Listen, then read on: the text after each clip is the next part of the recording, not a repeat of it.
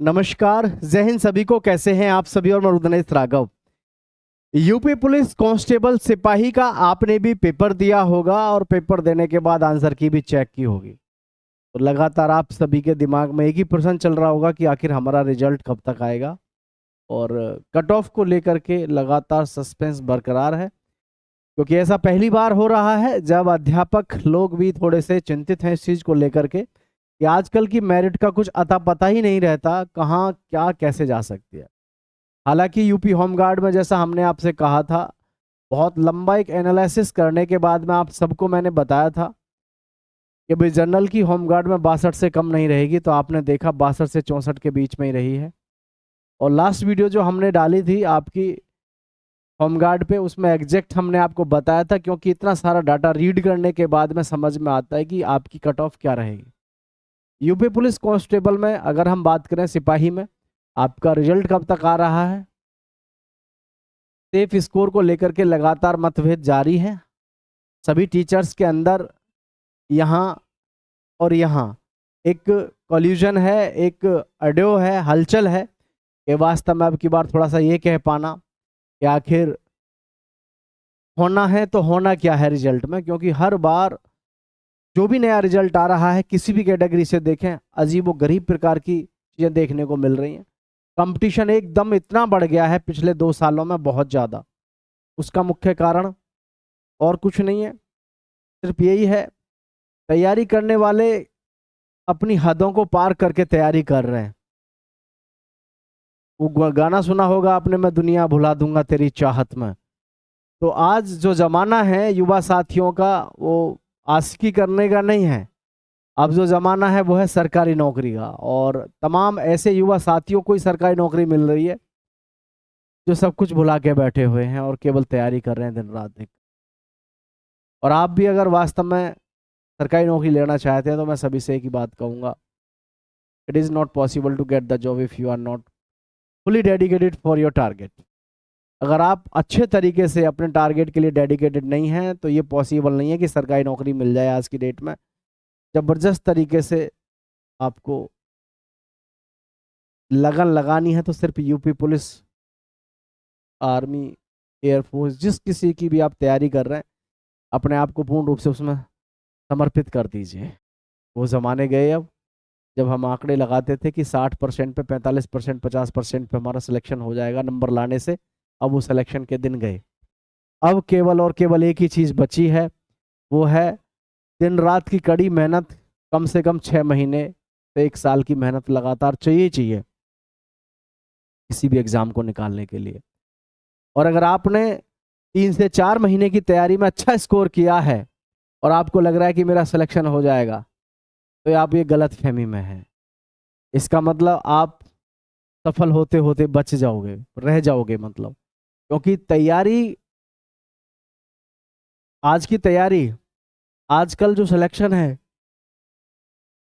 उसमें आप ये नहीं कह सकते कि मैंने तो 2 महीने 2.5 महीने तैयारी करी थी, मेरा ऐसे ही नंबर आ गया। अब ऐसे ही तो आता ही नहीं है ऐसे नंबर तो। मेरी बात याद रखना, आपका साथी कोई भी अगर ये बात कहता है कि मैंने ज़्यादा दिन तैयारी नहीं करी है, मेरा तो अच्छा स्कोर बन रहा है, आप रिजल्ट से पहले पहले बोल सकते हो ऐसा। रिजल्ट आने के बाद में नहीं बोल सकते ऐसा। रिजल्ट आने के बाद पता चलता है कि जितनी आपने तैयारी करी थी, इतनी तो लोग नींद ले रहे हैं मात्र, समझ रहे हैं? तो भाई इस बात को ध्यान रखें। किसी भी एग्ज़ाम की तैयारी कर रहे हैं, किसी भी चीज़ की तैयारी कर रहे हैं आप, दुनिया भुला दो सरकारी नौकरी के लिए, तभी पॉसिबल है। नहीं तो सरकारी नौकरी आज की डेट में लेना बहुत टफ हो गया। ये कहने में सुनने में बहुत अच्छी लगती हैं बातें कि प्यारे बच्चों कितना आसान है सिलेक्शन लेना। आसान नहीं है भाई। दिन रात एक करना पड़ेगा, सब कुछ भुलाना पड़ेगा, दुनिया पूरी भुलानी पड़ेगी आपको, तभी आप जो है सिलेक्शन ले सकते हैं। समझ रहे हैं? चलिए, तो यहाँ हम बात करेंगे सबसे पहले आप सभी को, जैसे कि हम अगर भर्ती की बात करें रिजल्ट को लेकर के, तो रिजल्ट को लेकर के तो आपको सबको वैसे पता होना चाहिए। रिजल्ट जो है हमारा, वो कब आएगा, कैसे आएगा, इसके विषय में थोड़ा सा मैं आपके साथ में चर्चा करना चाहूँगा। क्योंकि यूपी पुलिस कांस्टेबल में, यूपी पुलिस सिपाही भर्ती 2026। ऐसे बहुत सारे युवा होंगे जो ये कह रहे होंगे कि मैंने थोड़े दिन तैयारी करी थी और मेरा तो ऐसे ही बहुत अच्छा स्कोर हो गया। बहुत अच्छा स्कोर का तो मतलब ही नहीं है। यूपी पुलिस में ज़्यादातर बच्चों का जो स्कोर है, अगर मैं उसकी बात करूं तो आप देखिएगा कि हमारा ज़्यादातर स्कोर क्या रहा है।